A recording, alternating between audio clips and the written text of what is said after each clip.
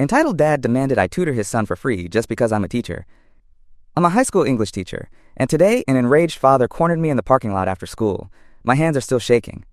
He demanded that I start giving his son private tutoring sessions for free, as if it's just part of my job description. According to him, because I'm a teacher, I owe his kid extra help outside of class time whenever it's needed.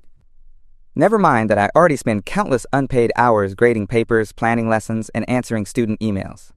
This guy thinks I should basically become his son's personal tutor on my own time, without pay, just because he feels entitled to it. For some context, I, 28F, teach 10th grade English at a public high school. I love my job, but it's exhausting. My class sizes are huge, 30+ kids each period, and I do everything I can to help my students. I hold optional study halls during lunch twice a week. I stay after school 1 day a week for anyone who wants extra help, and I respond to students' questions via email up until a reasonable hour. That's all on top of grading mountains of essays at home. Point is, I already go above and beyond my contracted hours because I care about my students' success. Most parents are appreciative of this, but apparently for some, it's never enough. Enter entitled dad, 40s I'll call him Mr. Green, not real name. His son, Jake, 15M, is in my 5th period class. Jake is, well, he's struggling in English. He's a smart kid in some ways. He's great at math, I hear, but English is not his forte. He barely passed last semester with a D-. Part of the issue is, he just doesn't turn in assignments. I've tried everything. Talking to Jake one-on-one, emailing Mr. Green about missing work, offering extra credit, encouraging Jake to come to my after-school help sessions. He never showed. Nothing seemed to motivate him. I suspect Jake just isn't interested, or maybe he thinks he can't improve, so he's given up. I feel for him, I really do, but I can't force him to put in effort.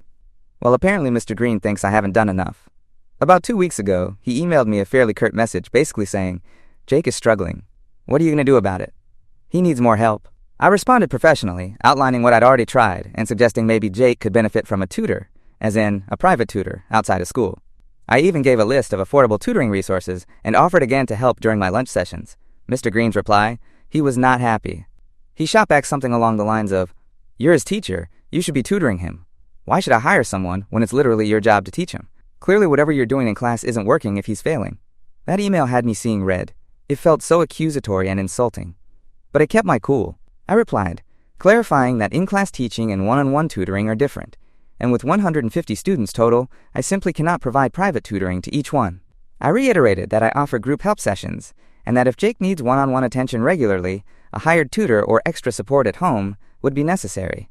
I also looped in our guidance counselor on that email thread, hoping she might step in to reinforce what I was saying. The guidance counselor did follow up, actually. She had a meeting with Jake and spoke with Mr. Green by phone to suggest maybe setting up an IEP, individualized education program, or at least some kind of support plan. Jake, from what I heard, insisted he doesn't need an IEP, and Mr. Green apparently refused it too, probably because he doesn't want his son labeled or something. Instead, Mr. Green kept insisting that I just need to teach him better. Fast forward to this week. Progress reports went out, and Jake is currently failing English, sitting at about 50% because of multiple missing assignments and poor test scores. Now suddenly, Mr. Green is frantic that Jake might have to retake sophomore English.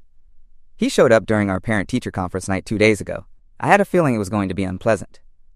At the conference, Mr. Green was already heated. He practically accused me of picking on Jake, which blew my mind. I showed him my gradebook, missing homework zeros, essay scores that were often C or lower when turned in at all, test scores that ranged from 50 to 70%. I explained that I've given Jake numerous chances to improve his grade. I even let him resubmit an essay for a better score. He never did. Throughout all this, Mr. Green kept shaking his head like he didn't believe me. Finally, he said something like, well, why didn't you tell me it was this bad? You should have called me. I pointed out that I had emailed him multiple times. He gave a dismissive wave and said, email isn't enough. A lot of parents don't check it. You should have called or texted. Our district has a policy that initial contact is usually via email. Phone calls are typically for serious issues or no email response. Plus, I'm not required to text parents on my personal phone. At this point, I could tell he was just finding reasons to be mad at me. He then dropped the bomb. You need to start giving Jake extra tutoring. I expect you to stay after school with him every day until he's caught up. I was taken aback by the sheer boldness. He wasn't asking, he was demanding. I tried to maintain a polite tone and said, Sir, I understand you're concerned about Jake. I want him to succeed too. I already offer one after-school session a week that he's welcome to join, and I've been available at lunch, but I can't commit to every day. I have over 100 other students and responsibilities. He cut me off. I don't care about your other students. My son is the one failing. If he fails, it's on you. He actually jabbed his finger on the table at that. People at neighboring tables were starting to look. I responded as calmly as I could. I'm doing everything I can during class and the extra time I can spare, but I also have a life outside of school hours and other students to attend to. If Jake needs daily one-on-one help, that is beyond what I can provide. That's why I recommended a tutor. That set him off. He raised his voice. We can't afford a tutor. You think we're made of money? You're the teacher. What kind of teacher refuses to help their student? You get off work at 3 p.m., you have plenty of time to help him. I felt myself getting angry and a bit shaky, but I still tried to keep professional. Actually, I don't get off at 3. I may leave the building, but then I start grading and planning for the next day. I often work late into the evening. Teachers' work hours don't end when the bell rings. He scoffed. That's your choice. If you manage your time better, you'd have time for this. You just don't want to put in the effort for my son. At this point, the conference had gone well beyond its scheduled time. Other parents were definitely noticing the raised voices. I was mortified, but also furious at the insinuation that I'm lazy or not doing my job. The irony of him telling me to manage my time when he's demanding hours of my time for free was rich. The principal, who was floating around the conference, must have noticed the commotion because he eventually came over and gently interrupted, asking if everything was okay. Before I could answer, Mr. Green stands up and starts telling the principal, this teacher is refusing to help my son. She's basically given up on him and won't do a damn thing outside class. Is this how this school runs? Teachers who don't care? I immediately tried to defend myself. I do care. I've offered all the extra help I'm able to give. I just can't provide individual daily tutoring. The principal, to his credit, backed me up at least in that moment. He explained to Mr. Green that teachers have limited bandwidth and that the school doesn't require them to tutor students individually beyond normal help sessions. He also pointed out that it sounded like I had made numerous efforts to support Jake. But Mr. Green wasn't having it. He kept arguing, getting louder. So you're okay with your teachers just abandoning a student? What am I supposed to do, huh? Just let him fail? You're all fine with that? The principal tried to de-escalate, suggesting perhaps they could set up some kind of after-school program, or see if any teachers were available for paid tutoring after hours. We do have some teachers who moonlight as tutors for extra income, but that's their personal gig. Mr. Green snapped, we don't have money for that, and why should we pay when it's her job to teach him? Eventually, the principal had to politely but firmly end the conference, because it was clear no resolution was being reached and other parents needed time. He told Mr. Green they could schedule a further meeting with the guidance office. Mr. Green left, but not before glaring at me and saying, this isn't over. If my son fails, so do you. It felt like a threat. After he stormed off, I realized my hands were trembling. The principal gave me an apologetic look and quickly moved on to calm the other parents who had witnessed the commotion. One mom, who had been waiting her turn, leaned in and whispered, I'm so sorry you have to deal with that. I nodded and forced a small smile, trying to steady myself as I welcomed the next parent. I had to push aside the adrenaline and get through the rest of the evening, but inside I was a wreck. I went home that night upset and anxious. I vented to my boyfriend, 30M, who was outraged on my behalf. He told me I should not, under any circumstances, give in to this guy's demands. He was worried the school might try to appease the parent by leaning on me, though. I had the same worry. Cue the parking lot incident I mentioned at the start. That happened today. School ended, and I was heading out to my car with a stack of essays to grade at home. Out of nowhere, I hear someone call, Miss Taylor, me, in a sharp tone. It was Mr. Green, standing by my car. I have no idea how long he'd been lurking around campus. Most parents aren't just wandering in the staff lot after school. I forced a polite smile and said, Hello, Mr. Green. Inside, I was freaking out, because I was alone in that part of the lot, and he's a big guy. He cut right to it. Have you thought about what I said? About tutoring Jake? I replied, I meant what I said at the conference. I can't commit to that. I'm sorry. I started to move, hoping to just get in my car and leave, but he stepped closer, invading my personal space. He wasn't touching me, but I felt pretty intimidated. He raised his voice, again. You're really not going to help him? What kind of teacher are you? Do you even care about your students? I tried to remain calm and said, I care a lot. I'm doing what I can. This is not something I can do for every student. He then basically lost it, yelling something like, I'm only asking for what's fair. My taxes pay your salary. You owe this to us. I was stunned and also scared. No one else was around that I could see. I blurted out, Please lower your voice, and he just talked over me. Or what? You'll run and complain that a parent is holding you accountable? Go ahead, let's see what your principal thinks when I tell him you refuse to do your job. I was near tears at this point, stammering that I had to go. He blocked me from closing my car door at first, insisting I agree to tutor Jake. I refused again, saying, I'm sorry, I can't. Finally, he stepped back and let me shut the door, but he leaned in to the window and said, You'd better think hard about your priorities, Miss Taylor. If you don't help my son, I'll make sure everyone knows what kind of teacher you are." I backed out and drove off, heart pounding and eyes stinging with frustrated tears. On the way home, I felt a mix of anger, fear, and guilt. I kept replaying the encounter in my head, thinking of what I should have said, and also worrying if anyone would believe his twisted version of events. I feel bad for Jake. I don't want him to fail, but his dad is unbelievable. Now I'm genuinely worried. Mr. Green might try to slander me to the school board, other parents, maybe even on social media. He's acting like I'm neglecting his kid, when in reality I've tried harder with Jake than with some students who actually want the help. I haven't heard anything from my principal or the school higher-ups yet, but I'm preemptively nervous that Mr. Green will raise hell. Some part of me is asking, am I wrong here? Am I supposed to just suck it up and tutor the kid on my own time? It sets such a bad precedent, and it's not fair labor-wise, but I keep thinking about Jake. If he fails, I do feel awful, even though it's not entirely on me. I'm so torn. And frankly, I'm also feeling a bit unsafe. That parking lot confrontation was really unnerving.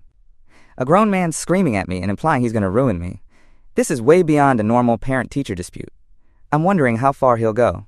I guess I'm sharing this here to vent and get some perspective. Have any other teachers dealt with something like this? I'm at a loss for how to handle it if it escalates further. I refuse to be bullied into unpaid work, but I also don't want my career tarnished by some loudmouthed, entitled parent on a warpath. It's only Tuesday. I still have to face the rest of the week, and possibly see Mr. Green at school events, or if he decides to show up again. I'm dreading what's next. A part of me is even wondering how long I can keep doing this if this is what I have to face just to do my job. I love teaching, but I didn't sign up to be a personal punching bag or free private tutor. Days like today make me question if this career is worth it. Update 1. A few days later, I'm back with an update, and things have escalated as I feared. First off, thanks for all the support and advice. Many of you suggested involving my union, or even the police if it got worse, and I took that to heart. The morning after the parking lot confrontation, I went straight to my principal and told him exactly what happened. He looked genuinely concerned, and even a bit shocked at how far Mr. Green took things. He assured me that I did not have to tutor Jake one-on-one, and that he talked to Mr. Green to reinforce that parents cannot demand unpaid labor from teachers. That gave me a bit of relief. At least I wasn't being thrown under the bus by my boss so far.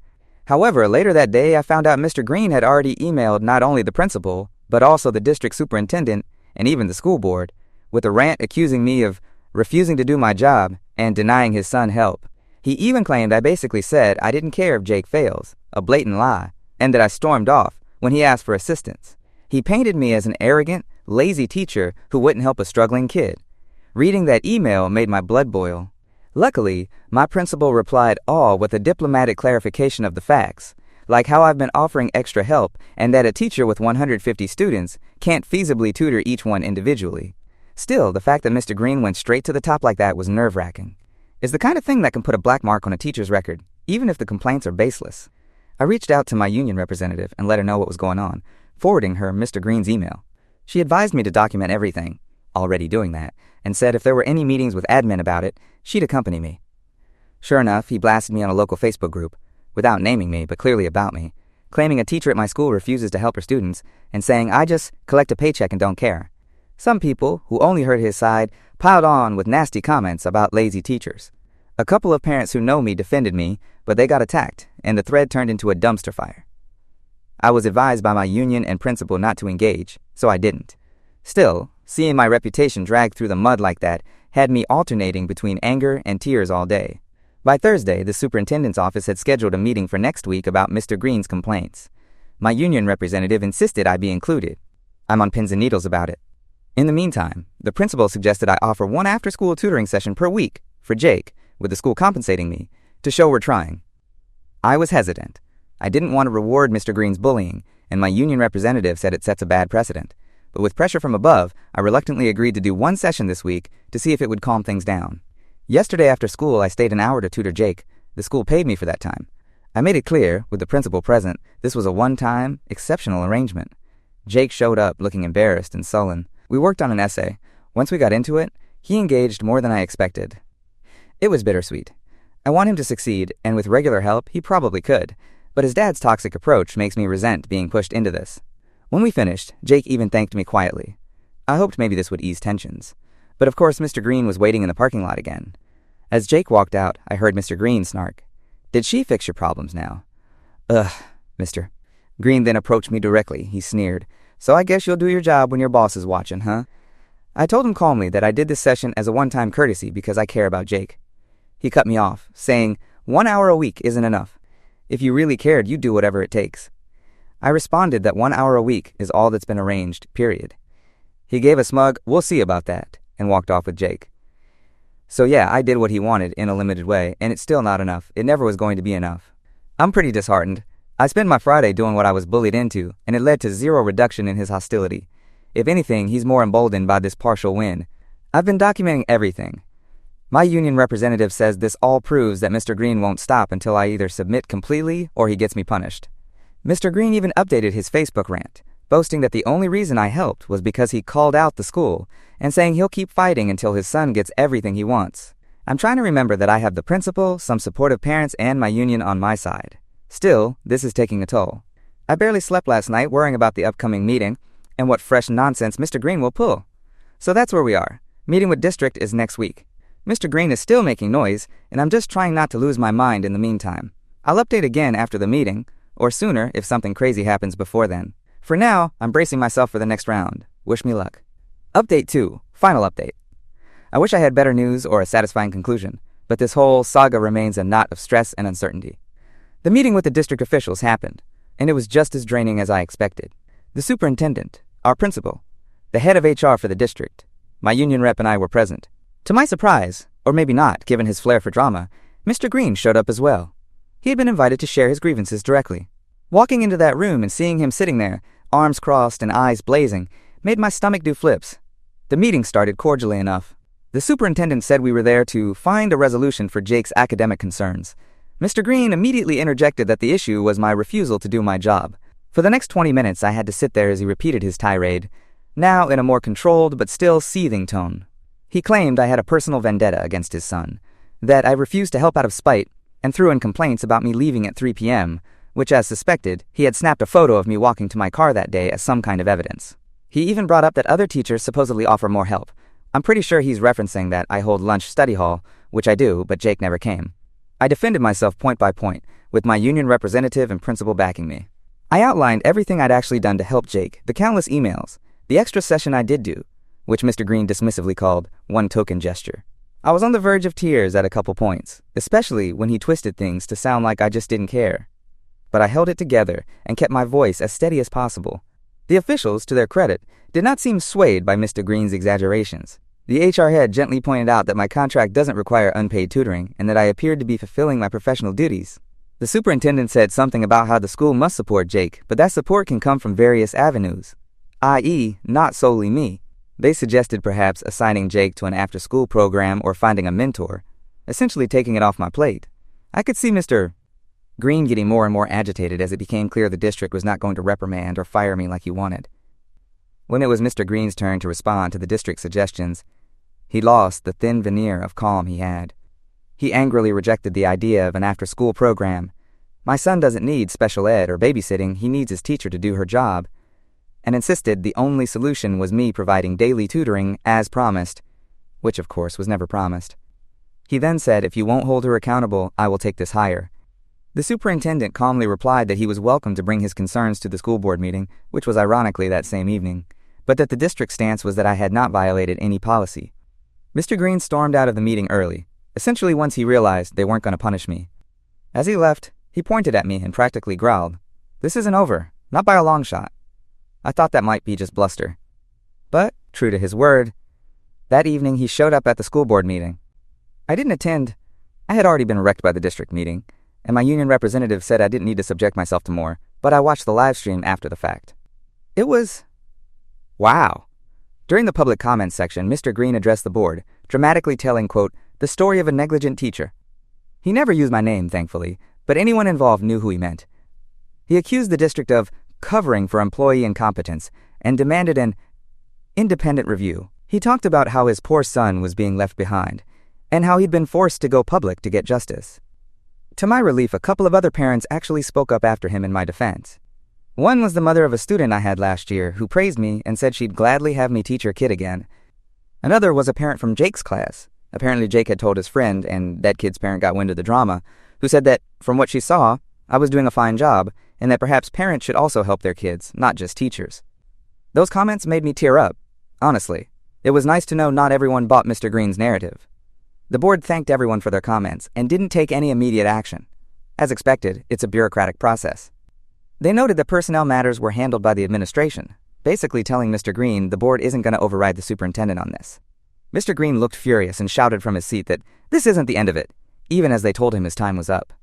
He actually had to be escorted out by a security officer when he kept arguing past his allotted time. It was an embarrassing display.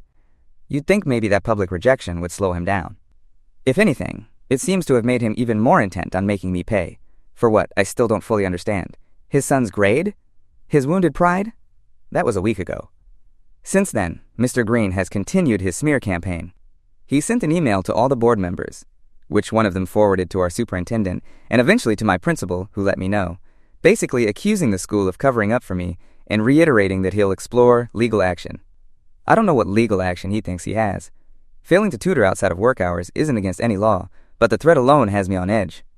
The school has formally instructed Mr. Green that all further communications regarding Jake have to go through the principal or be in writing. I'm not to meet with him alone, fine by me. Jake is now receiving tutoring twice a week from a hired part-time tutor the school found, so at least the kid is getting help from someone. I still teach Jake in class, and it's awkward, but I keep it strictly professional. The kid mostly keeps his head down. I wonder what he thinks of all this, but it's not like I can ask him.